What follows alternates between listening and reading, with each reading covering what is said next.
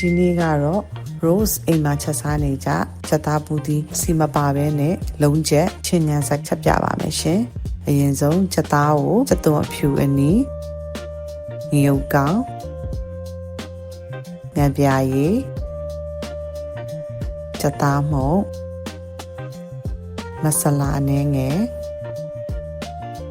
စားအနည်းငယ်နောက်ပြီးတော့စနွေးမုတ်လေးပေါ်ဝထည့်ပြီးတော့နှံ့ဆက်သွားအောင်နေပေးလိုက်ပါမယ်အားလုံးနှံ့သွားပြီဆိုတာနဲ့အိုးပူပူလေးကိုထည့်ပြီးတော့အပေါ်ကနေအဖုံးပိတ်ထားလိုက်ပါမယ်ရှင်လုံးလာပြီဆိုတာနဲ့အပေါ်ကနေနောက်ထပ်ငရုတ်သီးစိမ်းလေးထည့်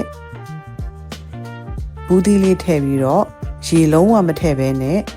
နှံ့အောင်လို့လုံးပေးလိုက်ပါမယ်ချက်သားကသူ့ဟာနဲ့သူရေလေးတွေထွက်လာပြီးဘူးသီးကလည်းနည်းနည်းလေးနူးလာပြီဆိုမှရေထည့်ပေးပါမယ်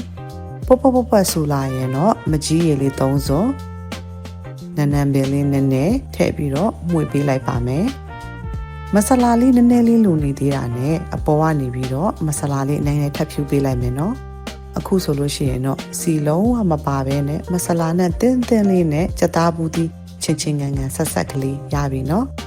နောက်ရက်တွေမှာလည်း The Taylor Rose မှာ Healthy Diet Food တွေကိုတင်ဆက်ပေးသွားမှာဖြစ်လို့ Stay tuned